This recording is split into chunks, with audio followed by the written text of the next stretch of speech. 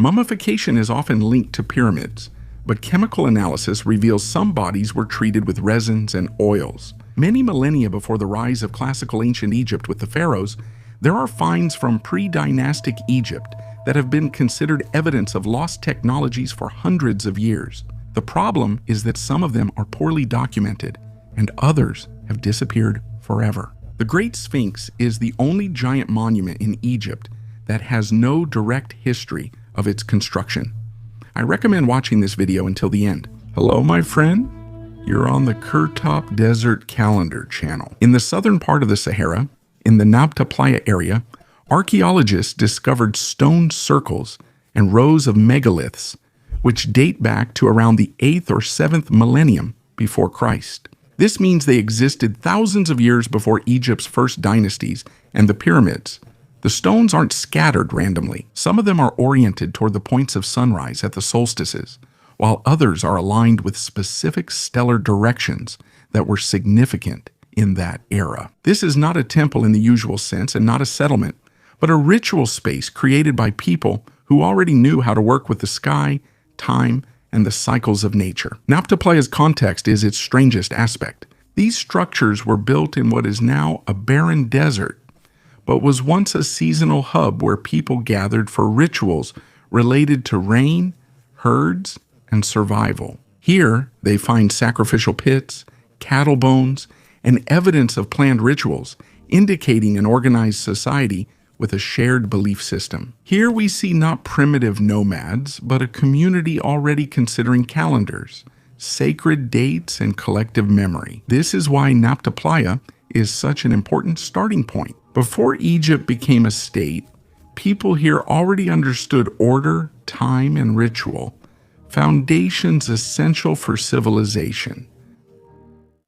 The Gebel el-Arak knife. This knife was found at the end of the 19th century near Gebel el-Arak, and at first glance it looks like an ordinary ceremonial weapon of pre-dynastic Egypt, a carefully crafted flint blade and an ivory handle. But the longer you look at it, the stronger the feeling that something about this object doesn't add up. The handle features a complex carving, people, boats, battling groups, and a central figure holding two lions by their manes.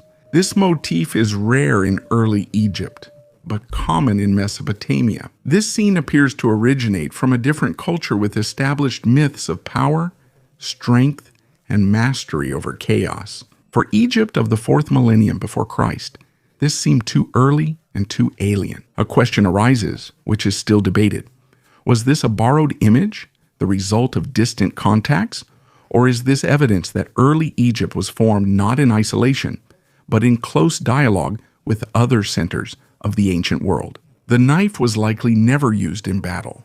Its main value lies in symbolizing status, power, and elite membership. It shows that even before the pharaohs, there were people who thought in terms of symbols of propaganda and demonstrations of power. Behind prehistoric Egypt's facade, a complex and aggressive political reality already existed. The Gebel el-Arak knife does not prove the existence of a lost civilization, but it clearly gives an idea of early Egyptian statehood. They were much more complicated and international than is usually shown in simplified chronologies. Boats for eternity, funerary boats, appear in Egypt as early as the 4th millennium before Christ, 1,000 years before the first dynasties. Early discoveries in Abydos and Hierakonpolis include real wooden boats up to 20 meters long, found beside elite burials in specially dug pits. They were aligned with the Nile, suggesting intentional ritual placement rather than randomness. In Abydos, archaeologists found more than a dozen boat burials located next to the tombs of proto-dynastic rulers. Some boats were dismantled before burial, while others used in life still show repairs, wear, and paint. This shows that what was buried was not just a symbol, but an object directly tied to the owner's status. In a society where the Nile was the main route, having a boat meant controlling movement, trade, and people. Boats with similar hulls, high prows, and elongated shapes also appear frequently on pre-dynastic pottery. These motifs are found simultaneously in different regions, which indicates a widespread tradition rather than a local cult. Already during this period, the boat becomes a symbol of power and belonging to the elite, not just a means of transportation. Later, this idea doesn't disappear, but rather scales up. Pharaohs' solar boats by the pyramids aren't new inventions, but evolved from a much older ritual. Funerary boats capture the moment when power and status begin to be seen as something that should be preserved even after death. Society is willing to spend resources with no practical value for the living. For a long time, it was believed that mummification appeared in Egypt only during the era of the pharaohs, around 1600 before Christ, along with the pyramids and an established religion. However, in burials from the pre-dynastic period, dated between 4050 and 3500, before Christ, archaeologists discovered bodies preserved by artificial means. These findings from the Badari region in Upper Egypt cannot be explained by natural mummification through sand.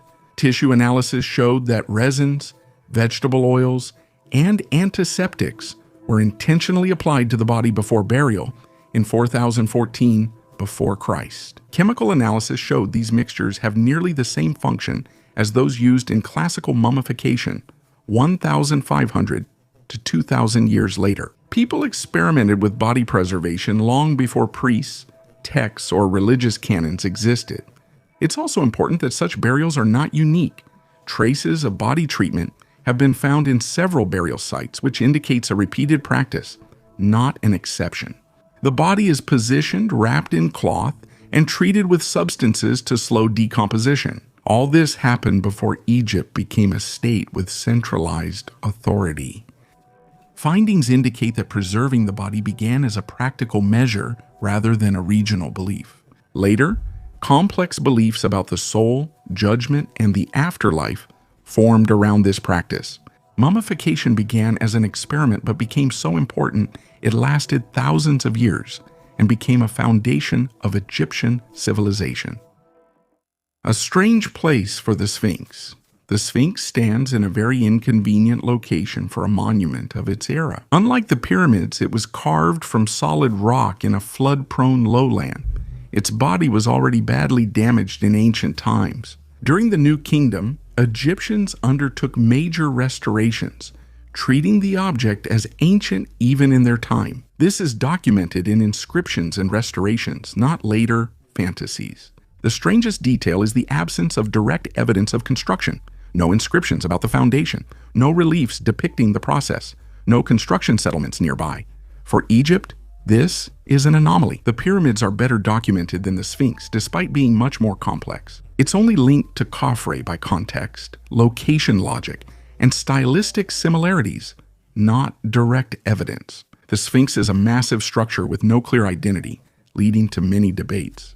Geologists noted erosion, archaeologists studied unusual voids and shafts, and historians highlighted the silence of sources. None of these factors alone proves a different date, but together they make the Sphinx an inconvenient object for the simple version. What matters here isn't if it's thousands of years older than the pyramids, but something else. Pre-dynastic discoveries reveal Egypt used symbols, the body, rituals, and space well before the pharaohs. Against this background, the Sphinx stops being a miracle out of nowhere and becomes part of a long process, the beginning of which we can see, but the end of which we still do not fully understand. People without names.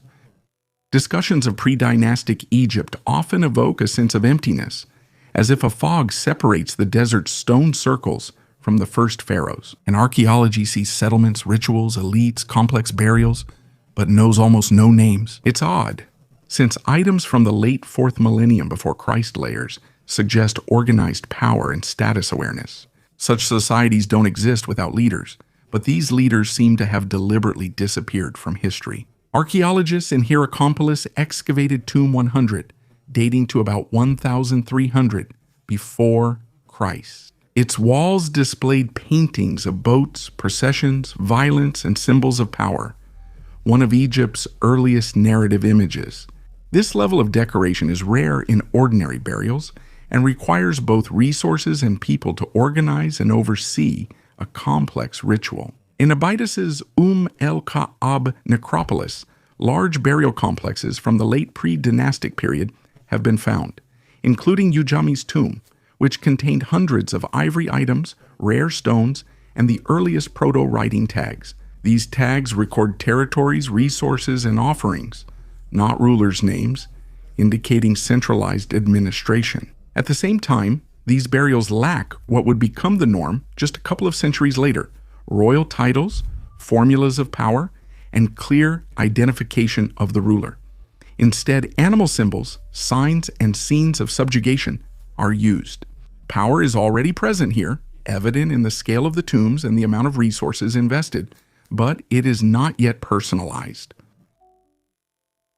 Paintings of Hierakonpolis. In Hierakonpolis, one of the largest centers of pre-dynastic Egypt, archaeologists found wall paintings dating to around 1300 before Common Era. This is one of the earliest narrative images in the history of Egypt. These are not ornaments or abstract symbols, but scenes with people, boats, processions, and violence. This level of visual storytelling was extremely rare for its time.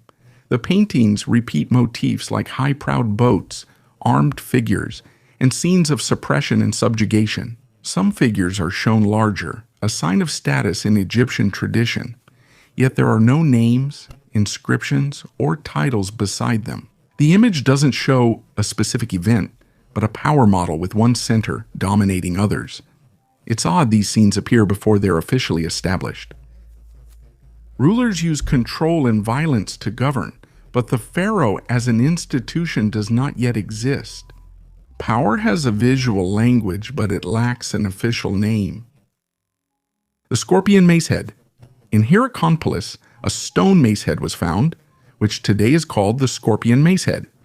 This is not a weapon in the practical sense, but a ritual object made of limestone, dating to the very end of the pre-dynastic period, around 3,000 to 3,100 before Common Era. A scene is carved showing a crowned man with a hoe, facing rows of people and symbols of subordinate territories, depicting a moment of public authority. All of this takes place even before the appearance of the pharaoh. The strangest aspect is the man's dual role on the mace. He's shown both as a ruler and as a ritual participant, as if he's not only governing, but personally opening the earth. This is not a mythological scene and not a god. This is a living person shown in the monastery. This is a demonstration of control over space and people. There's no name, title, or inscription. Power is displayed through action, not words. On the same mace, scenes of violence and subjugation appear as an orderly process rather than chaos. This is one of the earliest examples of political propaganda carved in stone. The scorpion mace is inconvenient because it appears before the system meant to produce it. There is a ritual, a public scene, and a show of power, but still no state with names or laws. This object doesn't reveal who Scorpion is or was. It only captures the moment when power seeks attention. The oldest dress is from the late 19th century in the Tarkhan area south of Cairo. Archaeologists found a linen dress once thought unremarkable, featuring thin fabric, neat seams, and a complex cut for its era. It looked too ordinary to arouse suspicion. But radiocarbon analysis showed that the dress is about 5,000 years old, meaning it dates back to the very beginning of Egyptian civilization, even before the classical dynasties. The dress was more than fabric. It was tailored with darts, pleats, and a careful shape, requiring precise measurements, cutting, and knowledge of fabric movement. This is not a cloak or primitive clothing, but a complex garment, comparable in construction to much later examples. For a society that is still often called early in textbooks, this looks like a technological leap. The most troubling thing here is the scale. Such a dress could not have been a unique experiment. For this item to exist, there must be a full chain: growing flax, processing fibers, weaving, size standards, and dedicated specialists. This indicates a developed artisan class and steady elite demand, which doesn't happen suddenly. The Tarkhan dress breaks the usual idea of a rough ancient world.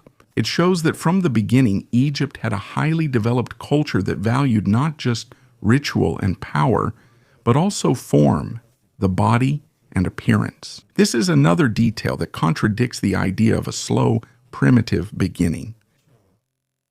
The copper breakthrough. At the end of the pre-dynastic period, copper objects begin to appear in Egypt that are too complex for a society that is formally not yet considered a fully developed state. We're not talking about random finds, but about systematic items, knives, awls, hooks, jewelry, and tools made from refined copper. The earliest date to the 4th millennium before Christ, predating large-scale construction and centralized production.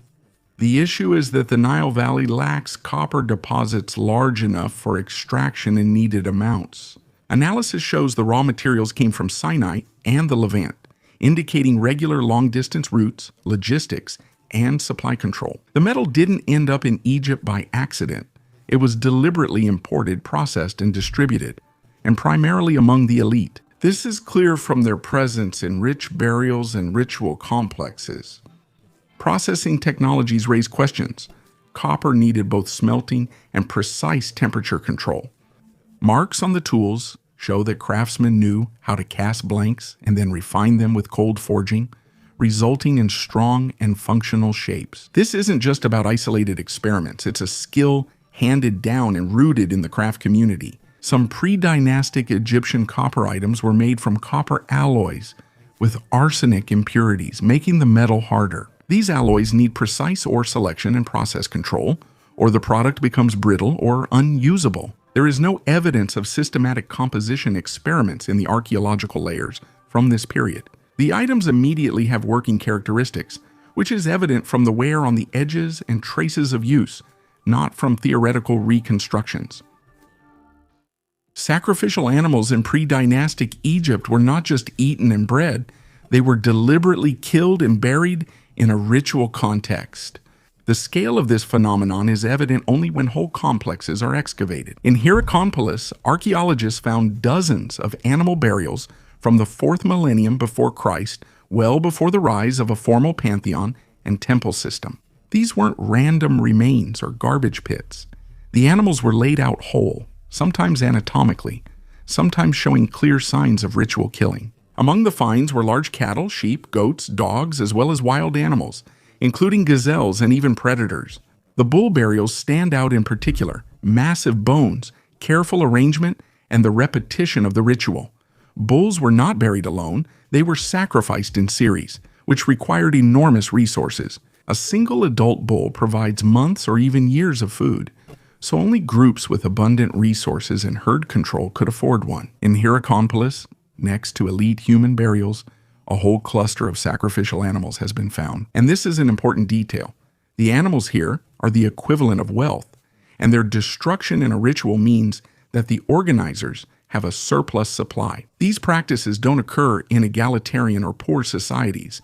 They're linked to hierarchy and power. In Hierakonpolis, remains of a leopard, baboon, and hippopotamus were found. In rituals, capturing or killing these animals takes organization, people, and time. Sacrifices appear as public displays of power, showing control over both the household and dangerous nature. The sacrificial animals were buried only in specific areas linked to ritual centers and elite graves. These findings challenge the idea of an early society. Mass animal sacrifice needs planning, extra resources, and willing participants. In this case, there are already leaders and followers. And all this is happening at a time when Egypt is formally not yet a state and does not have established royal institutions. In the layers of pre-dynastic Egypt, archaeologists find objects that physically could not have been made in the Nile Valley. Beads of lapis lazuli, obsidian blades, seashells, and rare stones not found in Egypt have been discovered in late 4th millennium, before Christ Egyptian burials and settlements. Lapis lazuli, for example, was mined in the area of modern Afghanistan, which is several thousand kilometers from the Nile. These items are not found in just one place, not as a random exception. They appear in different regions of Upper Egypt, in the burials of high-status individuals, sometimes in sets that were clearly collected intentionally. The lapis lazuli beads are similar in size and shape. The obsidian tools were made using the same techniques. These are not one-time trophies or random finds, but items that regularly made their way to Egypt.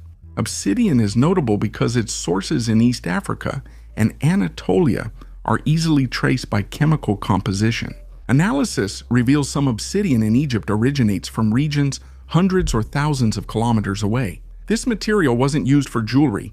It was made into cutting tools, and wear marks indicate its actual use. Seashells are found in burials deep in the Nile Valley, far from the sea. They were brought there as finished ornaments or amulets. These items are from layers without written records or known rulers. However, the objects show the movement of materials, people, and skills over distances that challenge the idea of local, isolated communities. Archaeological error. In early 20th century Egypt, a group of objects was found and quickly celebrated as evidence of a very ancient, advanced civilization. These stone vessels had smooth walls, thin edges, and symmetry that is difficult to explain as handcrafted.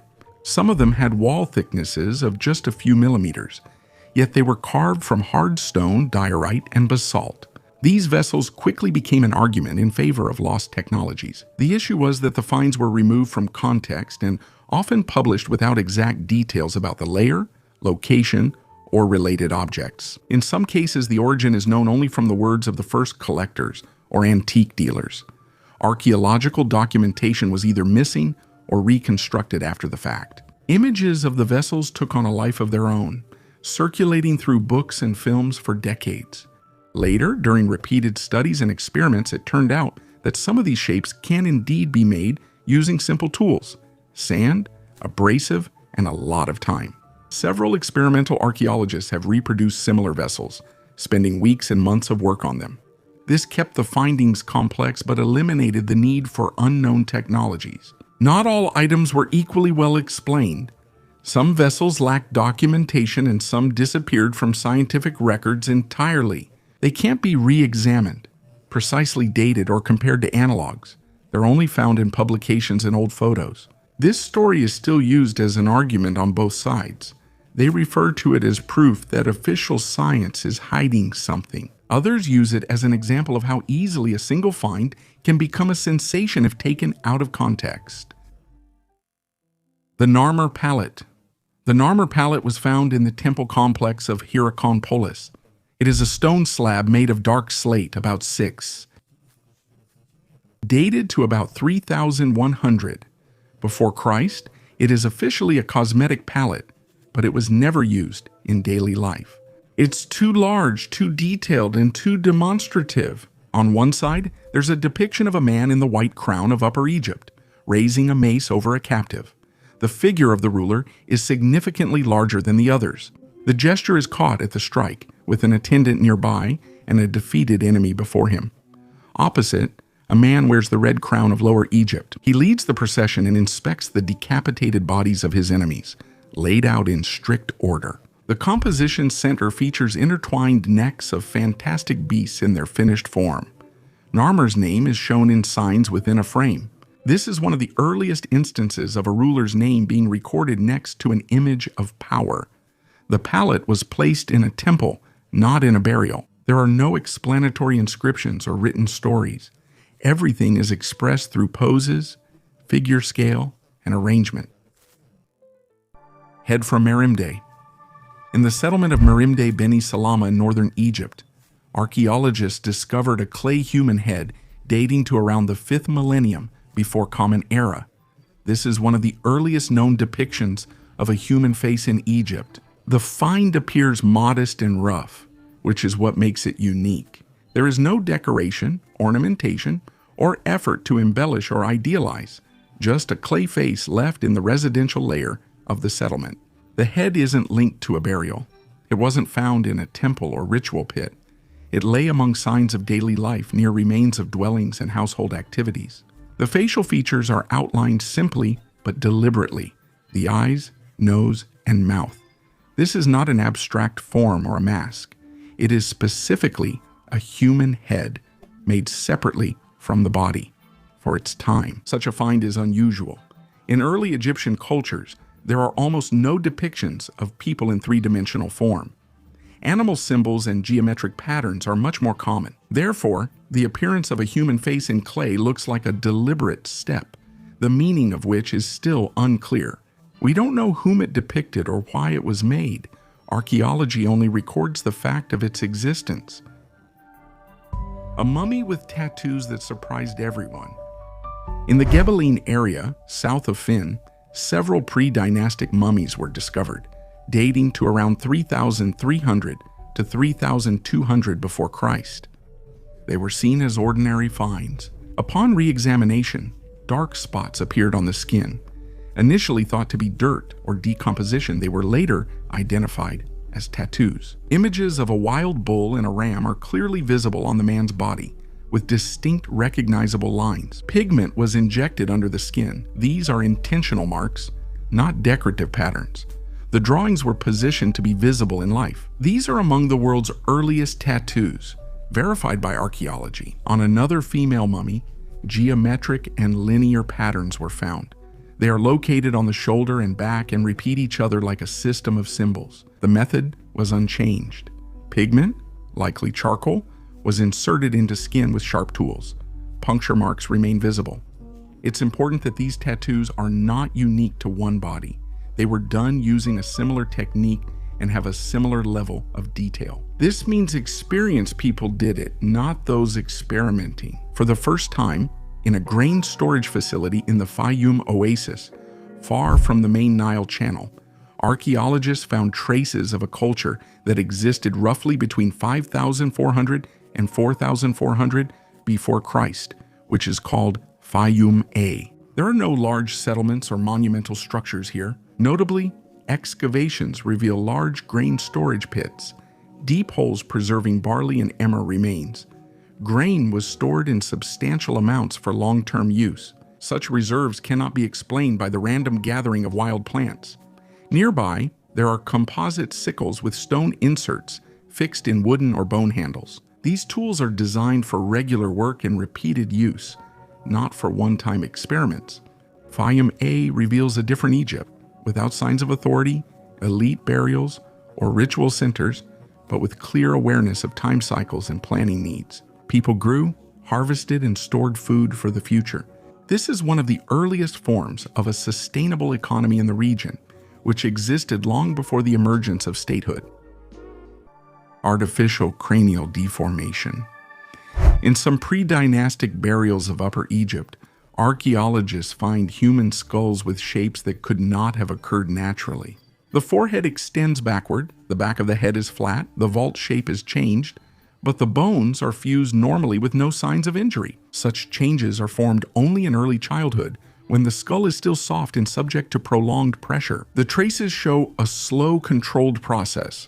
The skull changed over months or years, not quickly. Bandages or rigid materials were used to hold the child's head in a set position. The symmetrical deformations and consistent findings rule out accident or disease. It's important to note such skulls are rare.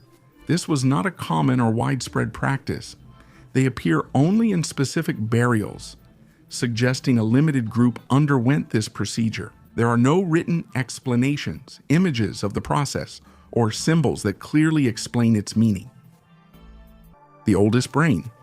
In one of the pre-dynastic burials in Egypt, archaeologists discovered something that almost never survives after a person's death: remains of brain tissue. The skull came from a person buried in a simple pit with no embalming or body treatment, dating to the late 4th millennium before Christ. Preservation resulted from dry sand, high heat, and salty soil, which prevented complete decomposition of soft tissues, not from ritual.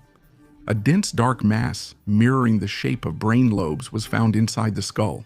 Analysis confirmed it as altered but identifiable nervous tissue, not sediment or contamination.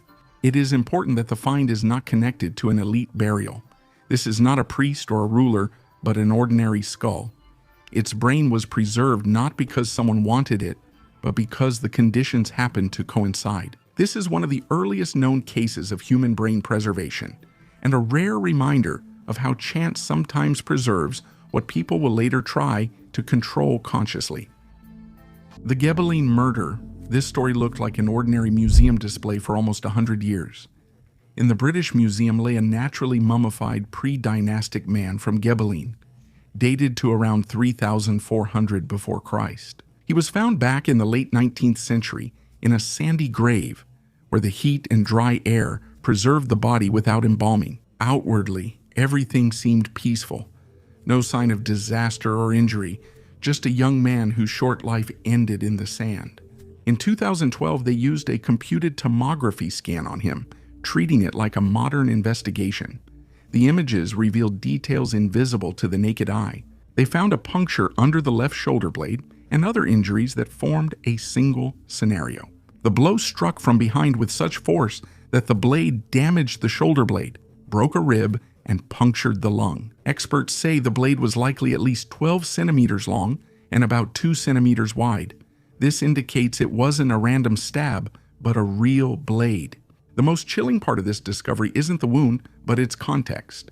He was around 18 to 20, strong, muscular, and showed no signs of prolonged illness. Another detail that caught the researchers' attention was the lack of typical hand injuries that usually occur when someone defends themselves or grabs a weapon. It seems like he didn't see the blow coming. It's strange. The pyramids, laws, and courts are still millennia away, but violence is already recorded in the body as clearly as in modern forensics. And this death didn't become a legend. It didn't make it into any text. It didn't turn into a myth. It just lay in the sand, then in a museum, and then one day it appeared on Earth. A confession that was kept for 5,000 years. These discoveries reveal pre-pyramid Egypt as rarely imagined, complex, brutal, and more advanced than often believed. Thank you for watching. Goodbye, everyone.